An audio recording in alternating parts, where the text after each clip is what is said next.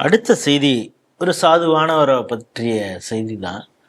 அவர் சபாநாயகராக இருக்கிறார். ஒரு சபாநாயகரா இல்லை பாஸ்டரா அப்படிங்கிறதே பலருக்கு சந்தேகம் வருகிறது. ஏன்னா அவர் அலுவல் நிமித்தமான கூட்டத்தை தவிர அவர் அதிகமாக கலந்து கொள்வதே அந்த கூட்டமாக தான் இருக்கும் போல இருக்கு. ஆனால் இது குறித்து முதல்வர் கண்டிப்பாக சொல்லியிருக்கிறாரு, எல்லா மத கூட்டங்கள்லாம் அதிகமாக கலந்துக்க கூடாது அப்படின்னு சொல்லியிருக்காரு அப்படின்னு சொல்லப்பட்டது, செய்திகள்லாம் வந்தது. ஆனால் அப்படிலாம் அவர் சொல்லுவாருங்க. அவர் தான் 4 மணிக்கு அப்புறம் இதுக்கு போயிடுறாரு, ஆஃபீஸ் வீட்டுக்கு போயிடுறாரு, அவர் சொல்கிறத நாங்கள் ஏன் கேட்கணும் அப்படின்னு அமைச்சர்களுக்கு எம்எல்ஏக்களுக்கெல்லாம் ஒரு தைரியம் வந்துருச்சா என்னன்னு தெரில. இப்போ ஆகஸ்ட் 5ஆம் தேதி பாஸ்டர்கள் மாநாடா, அதில் மீண்டும் இந்த சபாநாயகர் கலந்து கொள்ள இருக்கிறார். அதுக்கப்புறம் பார்த்திங்கன்னா இப்போது ஒரு பட்டமளிப்பு விழா நடந்திருக்குது. அந்த பட்டமளிப்பு விழாவில் ஒரு ஜட்ஜு அவரே கிறிஸ்துவர்கள் சம்பந்தமான உதாரணத்தை சொல்லி தான், வாட்டிகன் எல்லாம் சொல்லி தான் சொர்க்கத்துக்கு எப்படி போகிறது, ஒரு அட்வொகேட் எவ்வளோ நேர்மையாக இருந்தால் சொர்க்கத்துக்கு போகலாம் அப்படிங்கிற கதையெல்லாம் சொல்லியிருக்காரு. உங்களுக்கு இப்போ தமிழ்நாடோட சுச்சுவேஷன் எப்படி தெரியுது? அந்த ஜட்ஜு இப்படிலாம் சொன்னோன்னா இந்த பகுத்தறிவு, புது அறிவு இதெல்லாம் சொல்லக்கூடிய அந்த திராவிடியால் வழக்கம் போல் சாய்ஸில் சைலண்ட் மோடுக்கு போயிட்டாங்கன்னு நினைக்கிறேன். இதை நீங்கள் கொஞ்சம் மாற்றி யோசிச்சு பாருங்களேன். இப்போ அறநிலைத்துறை அமைச்சர் ரமேஷ் தினசரி காலையில் ஒரு சட்டமன்றத்தில் நடவடிக்கைகள் ஆரம்பிக்கும் போது தென்னாடுடைய சிவனையை போற்றி எந்நாட்டவர்க்கும் இறைவா போற்றி அப்படின்னு சொல்லிட்டு, அப்புறம் திருத்தணியில் வந்துதித்த அப்படின்னு சொல்லி இதெல்லாம் இந்த மாதிரி முருகர் அவர் சார்ந்த செக்ட் திவ்ய பிரபந்தம் சொல்லி அதெல்லாம் பாடி அதெல்லாம் அவர் செய்ய மாட்டாரு. அவர் தான் கி வீரமணிக்கே பெரியார் புக்கை கொடுத்து சந்தோஷம். ஒரு பேச்சுக்கு சொல்றேன், இப்படி பண்ணினா இத்தனை நேரம் தமிழகம் எப்படி இருக்கும்? நீங்க கொஞ்சம் அப்படி லேசா மாத்தி வச்சோன்னு. அவர் அமைச்சருக்கு கொடுத்ததே தான் கத்துனாங்களே, அவருக்கு ஏண்டா அதை கொடுக்குறான் அவன் பாப்பார பைய அப்படிங்கிற லெவல்ல இவங்களுடைய பேச்சுக்கள் இருக்கு. அது அவருக்கு போய் சேர்ந்துதா இல்லையாங்கிறது தெரியல. அது அவருடைய பிரச்சனை. அதை பற்றி அவர் என்ன சிந்திக்கிறாரு, எப்படி சிந்திக்கிறாருங்கிறது நம்ம வேலை கிடையாது. அவர் கொடுக்கப்பட்ட வேலையை ஒழுங்காக செய்கிறானா, செய்யலைன்னா விமர்சனத்துக்கு நம்ம இது பண்ணோம். ஆனால் இந்த ஜேசிடி பிரபாகரன் அவர் சபாநாயகராக பதவி ஏற்கும் போதே செக்ரட்டேரியட்டுக்குள்ளே இருக்கக்கூடிய அந்த எங்கள் அப்பா அம்மா எங்களை சின்ன வயசில் அங்கே அழைச்சிட்டு போவாங்க. அந்த தேவதூதன் அதுக்கு அந்த கதையெல்லாம் சொல்லுவாங்க. அப்படின்னு அவர் கிட்டத்தட்ட எனக்கு மோகன் சி லாசரஸோட எழுப்புதல் கூட்டம் மாதிரி ஒரு நீங்கள் 5 நிமிஷம் பேசாமல் இருந்தீங்கன்னா அது அப்படியே கேட்டிங்கன்னா அவர் அந்த மோகன் சி லாசரஸ் மாதிரியே என்னை அழைத்து கொண்டு போனார்கள். அங்கே நான் அந்த விவிலியத்தில் சொல்லப்பட்ட வார்த்தைகளை நான் காதில் வாங்கி கொண்டே இருந்தேன். அந்த வார்த்தைகள் எல்லாம் இப்பொழுது என் உள்ளே மனக்கண் முன்னே சென்று கொண்டிருக்கின்றது அப்படின்னு அவருடைய பேச்சுக்கள் எல்லாம். ஆனால் கண்ணை திறந்துட்டு பேசினார். ஒரே வித்தியாசம், அவ்வளவுதான். மோகன் சி லாசரஸுக்கு அவ்வளோ. இது அவருடைய மத அடிப்படையில் போய் நீங்கள் உரிமையில தடையிடலாமா, நீங்கள் இப்படிலாம் செய்யறது நியாயமா அப்படின்னா, ஒருத்தர் திண்டிவனம் எம்எல்ஏவா இருக்கார், அவர் பேர் என்ன, இப்போ அமைச்சராக கூட வன்னியரசு. அந்த வன்னியரசு இருக்கார் பார்த்தீங்களா, அவரும் இந்த காங்கிரஸ் கட்சியோட கருங்காலி ஒன்று. அவர் இதில் சத்தியமூர்த்தி பவனில் ஈவிகே இளங்கோவன் தலைவராக இருந்து கருணாநிதியை விமர்சிக்கும் போது லைவ் போட்டு காமிச்சவர், ஆடியோ லைவ். திமுக தலைமைக்கு எப்படி ஈவிகே இளங்கோவன் விமர்சிக்கிறார், வெளியில வராத செய்தியை க்ளோஸ்டு டோர் மீட்டிங், இன்டோர் மீட்டிங்ல அப்படி ஒரு கருங்காலி, ஒரு துரோகி. டுவெல் பொறுப்புல இருந்தார், காங்கிரஸ்லயும் பொறுப்புல இருப்பார், திமுகலையும் பொறுப்பு. பீட்டர் அல்போன்ஸ் அவர் ஒரு மிகப்பெரிய, அவரை மதச்சார்பற்றவர், ஒரு சிந்தனாவாதி அப்படின்னு இந்த சமுதாயம் நம்புது. அப்ப நாமெல்லாம் யாரு? நம்மலாம் சாக்ரட்டிஸ், அரிஸ்டாட்டிலுக்கு மேலானவங்க. நம்ம பெர்னாட்ஷாவோட நம்ம கொண்டாடப்பட வேண்டியவர்கள். ஏன்னா இந்த பீட்டர் அல்போன்ஸ் எல்லாமே ஒரு சிந்தனாவாதின்னா நாம யார்? அப்ப இந்த பீட்டர் அல்போன்ஸ் என்ன அரசு, வன்னியரசு, அவங்கெல்லாம் போய் கலந்துக்கிட்டு ஏதோ மேன்மைகள் எல்லாம் பேசினாங்க. எனக்கு என்னன்னா, வன்னியரசை கூட நம்ம ஒரு பூசாரிகள் மாநாட்டுக்கு கூப்பிட்டு நீ வா பேசவா அப்படின்னு கூப்பிட்டு இது பண்ணணும். அதையும் முன்னெடுக்கணும். ஆர்ஆர் கோபால்ஜியோ இல்லை இந்த மாதிரி இயக்கங்களை நடத்துறவங்கள்ட்ட கண்டிப்பாக ரொம்படியாக நம்ம செய்யணும். வரமாட்டேங்கிறத ரெஜிஸ்டர் பண்ணுவோம். அவன் என்ன ஆக போகுது நமக்கு? ஆனால் ராதா தேவர்னு ஒரு அம்மா இருக்காங்க. அவங்க சோஷியல் மீடியாவில் ரொம்ப ஆக்டிவாக இருக்கக்கூடியவங்க, சென்சார் போர்ட்லேயும் இருந்தாங்க.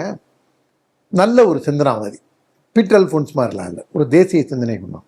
அவங்க ஒரு வீடியோ போட்டிருக்காங்க.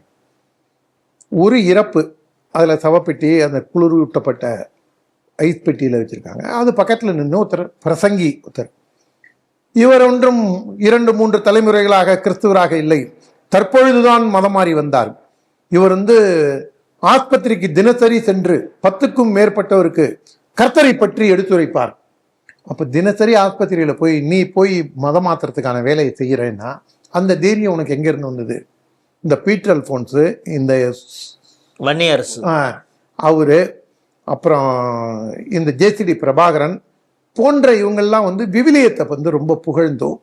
ஏற்கனவே இங்கே ஒரு எழுதப்படாத சட்டம் என்னன்னா, நான் ஒரு 25-30 வருஷம் முன்னாடி, அதுக்கப்புறம் இப்போ கொஞ்சம் குறைஞ்சிருக்கு நான் போகக்கூடிய இடங்கள்லாம், அவங்க நீ ஏன் இதெல்லாம் எடுத்துகிட்டு வர, நான் அந்த மாதிரி நாங்கள் ஒன்று இயேசு அழைக்கிறார் அப்படின்னா, முருகர் கூப்பிட்டாரு, காளியாத்தா கூப்பிட்டா, நம்ம இதில் முருகர் கூப்பிட்டாருன்னா இவன் பரலோகம் போயிட்டான்னு தான் அர்த்தம்.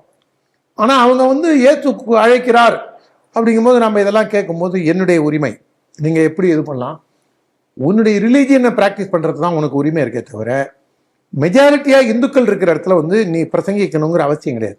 அதுக்கு தான் நான் என்ன சொல்கிறது, நீ போய் தாயர் சாஹிப் ஸ்ட்ரீட்டு போ, இதுக்கு போ, ராயப்பேட்டாவில் இந்த திருவல்லிக்கேணியில் இது இருக்குல்ல, ஆற்காடு நவாபுர, அங்கே போ, அந்த ஏரியாவில் போய் நின்றுட்டு அமீர் மஹால் பகுதிக்கு போ, மீர் சாஹிப்பேட்டை போ, அங்கெல்லாம் நீ போய் நின்றுட்டு, நீங்கள் அலெக்சிஸ் பிரேம்குமார் மாதிரி ஆகணும்னு நினைக்கிறீங்க. நீங்கள் போய் நீ பிரசங்கி, ஏன் உனக்கு இங்கே மட்டும் வர? நீ மேலப்பாளையம் போகலாம், இதுக்கு இருக்க கீழ் விஷாரம், மேல் விஷாரம், அங்கெல்லாம் போகலாமே. மேல் விஷாரத்தில் போய் இயேசு என்ன சொல்லியிருக்காரு தெரியுமா, நீ சொல்லு, நானும் உன் கூடயே நான் வரேன்ற. வீடு வீடா போய் நாங்கள் நோட்டீஸ் கொடுக்கணுங்கிறீங்க. நான் அவங்களுக்கு நான் வரேன், கூட நான் வரேன், நான் அவங்களுக்கு செலவு பண்ணி அழிச்சிட்டு போகிறேன். அவங்களுக்கு மொத்த செலவும், அவங்க சாப்பிட்றாங்களா, ரூம் போடுறாங்களா, அவங்களுக்கு வேற என்னென்னலாம் தேவைகளோ அந்த தேவைகளையும் நான் நிறைவேற்றி தரேன்.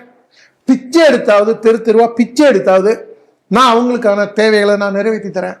மேல் விஷாரத்துக்கு அவங்க வரணும் என் கூட, இல்லை இங்கே இதில் வரலாம், அவர்களையும் பாதை திருப்பணும், மனம் திருப்பணும். நீ உனக்கு உரிமை இருக்குங்கிறல்ல, அந்த உரிமை ஏன் இந்துக்கிட்ட மட்டும் நொட்டுது உனக்கு, அங்கேயே நொட்ட மாட்டேங்குது உனக்கு? அதனால நம்ம அதை கேட்கலாம்ல. அதனால அது இல்லை, மசூதி தெரு இங்கே வடபழனி, ரொம்ப தூரம்லாம் போக வேண்டாம், பக்கத்துலேயே இருக்கு, மசூதி தெருக்கு வாங்க, நான் அழைச்சிட்டு போகிறேன்.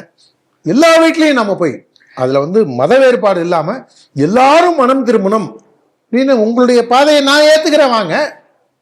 இதை இந்த மாதிரி எங்கேயாவது ஒரு 4-5 இடத்துல செஞ்சாதான் இவங்களுடைய கொட்டம் அடங்கும்னு நினைக்கிறேன். அதுவும் இப்போ ஜோசப் விஜய் ஆட்சிக்கு வந்தோடனே அதில் உலகம் எவ்வளோ ஒரு கொடுமையானது பாருங்க. ஈட்டிங் தேர் ஓன் வேர்ட்ஸ், வீரத்துறவி ராமகோபாலன் ஐயா சொல்கிற மாதிரி வாந்தி எடுத்து திங்கிறது 2 இதுதான், ஒன்று நாய், இன்னொன்று கம்யூனிஸ்ட் அப்படி மாதிரி. இப்போ சன் டிவியிலேருந்து அரசியல்வாதிகள் வரைக்கும் இப்போ எல்லா பயிலும் அவன் போய் இப்போ தமிழக முதல்வர், நமக்கான முதல்வரை கூட ஜோசப் விஜய், அண்ணன் ஹெச் ராஜா சொல்லும் போது எப்படி சொல்லலாம், ஹெச் ராஜாவுக்கு மூளை மழுங்கி போச்சு, அவர் மதவெறியார், அவர் எந்த மதத்தை சார்ந்தவர் என்று சொல்வதற்காகத்தான் சொல்லுகின்றார். இப்போ ஊரே அப்படிதான்டா சொல்லுது. அன்னைக்கு ராஜா ஆரம்பிச்ச உடனே உண்மையே ராஜா எடுத்து உலகத்துக்கு சொன்னாரு.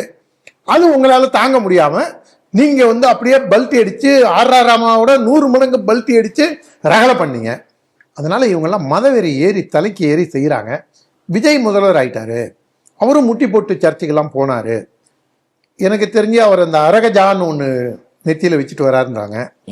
அவங்க அம்மா சாஸ்திரிய சங்கீதம் பாடுறவங்க அப்படிங்கிறாங்க. அவங்க அப்பா 80 கோவிலுக்கு போனாருங்கிறாங்க. அவரு திருப்பதியை பத்தி என்ன சொன்னாருங்கிறது தெரியும். அதுதான் நம்ம ஆர்டி பிரபு கேஸ் தொடுத்து கோர்ட்ல கூண்டில் ஏறி மன்னிப்பு கேட்டார். அவர் எஸ் ஏ சந்திரசேகர், இன்றைய முதல்வரோட தகப்பனார், நான் இனி அப்படிலாம் பேச மாட்டேன், மதவெறியோட பேச மாட்டேன் அப்படிங்கிறதுக்கு கூண்டில் ஏற்றினது நம்ம தம்பி ஆர்டி பிரபு. அதனால ஒருவேளை அந்த தாக்கம் இன்னும் இருக்கா அப்படின்னு பல பேருக்கு பலவிதமான குழப்பங்கள் இருக்கு. இந்த குழப்பங்களை தீர்க்க வேண்டிய இடத்துல இருக்கக்கூடிய இந்த அரசு இது மாதிரி ஒரு பிரச்சனையை வளர்க்கிறதுங்கிறது நல்லதில்லை. இப்ப சீரணி அரங்கம் நேற்று கூட பேசியிருப்பாங்க. அடுத்து சீரணி அரங்கத்தை கொண்டு வாண்டான். ஏன்டா சீரணி அரங்கம்னா அங்கதான் எழுப்புதல் கூட்டம் நடந்தது. அந்த எழுப்புதல் கூட்டம் நடத்துறதுக்கு அது ஒரு அருமையான இடம். அப்படின்னா இந்த பயலுக்கு எவ்வளவு மதவெறி, அது சீரணி அரங்கங்கிறதே தப்பு. திலகர் கட்டம். மாபெரும் ஒப்பற்ற தலைவராக இருந்த திலகர் பெருமானார் வ.உ. சிதம்பரம் பிள்ளைக்கும் வழிகாட்டியாக இருந்த, நண்பனாக இருந்த பாலகங்காதர திலகர் சென்னை வரும்பொழுதெல்லாம் அந்த இடத்தில் நின்று பேசியது மகாத்மா காந்தி, சுப்பிரமணிய பாரதி, வ.உ. சிதம்பரம் பிள்ளை போன்ற எண்ணற்ற தியாகிகள், சுதந்திர போராட்ட வீரர்கள் நின்று பேசின இடத்துல இந்த பயிலுவை அபகரித்து வாரம் கூட்டம் போட்டு அது என்னமோ சகோ தினகரனுக்காகவே நேர்ந்து விடப்பட்ட இடங்கிற மாதிரி ஆக்கி அதுக்கப்புறம் தான் ஒரு லெவல்ல அந்த இடத்தையே இடிச்சிருவோம் அப்படின்னு அந்த அம்மா செஞ்சுது. இப்போ அதிமுக அதுக்கு என்ன சொல்ல போகுதுன்னு பார்க்கணும். ஒருவேளை இப்ப எச்சக்கலைக்கு எதிர்க்கலைன்னு அதிமுக அப்படியாவது எதிர்ப்பு தெரிவிக்கணும். உங்க கட்சியை முழுக்க முழுக்க கரைக்கிறது தாவேக்கா தான் கரைக்குது. அவன் தான் உங்க கட்சியில் இருக்கிறவங்களாம் இழுத்துட்டு போயிட்டு இருக்கான். இப்போ அதுக்காக அது அவன் என்ன பண்ணாலும் எதிர்ப்பு தெரிவிக்கணுங்கிற ஒரு முயற்சியிலையாவது இருக்கணும். திராவிட முன்னேற்ற கழகம் அவங்க ஆட்சியில் அதை கொண்டு வரல. அவங்க கிட்டத்தட்ட அதிமுகவும் அவங்களும் ஒரு கொடியில் பூத்த இரு மலர்கள் அப்படின்னு இருக்கும்போது இப்போ திமுக அதுக்கு என்ன சொல்ல போகுதுன்னு பார்க்கணும். இவர்கள் மதவெறியை ஊக்குவிக்க போறார்களா, மாறாக மதவெறி மனிதனை மாய்க்கும், மனிதநேயம் வேண்டும் அப்படின்னு இவங்கெல்லாம் அட்வைஸ் சொல்ல போறாங்களாங்கிறதையும் பார்க்கணும். ஆனால் இதை போன்ற செயல்பாடுகளை தடுப்பது விஜயன் ஆட்சிக்கு நல்லது. நான் மக்கள் மத்தியில் ஒரு சில இடங்களில் நான் பெரும்பாலும் 90% ஆட்டோவில் தான் போகிறேன்.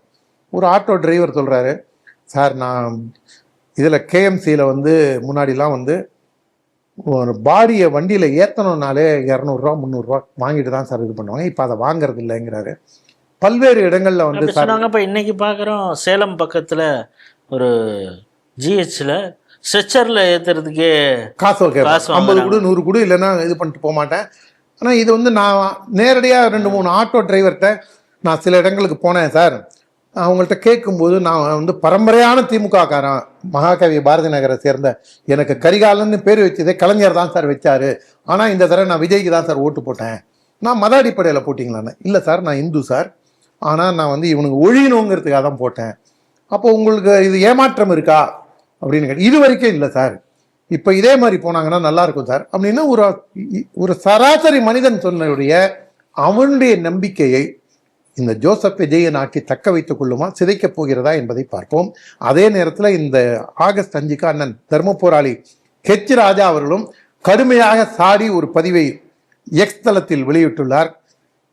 எங்கெல்லாம் இந்துக்களுக்கு பிரச்சனை எங்கெல்லாம் ஏற்படுகின்றதோ, வீரத்துறவி ராமகோபாலன் போன்று அங்கெல்லாம் தன்னுடைய கருத்துக்களை மூலம் மக்களிடையே விழிப்புணர்வு ஏற்படுத்தும் அண்ணன் ராஜாவின் சமுதாய பணி தொடர வேண்டுகிறேன்.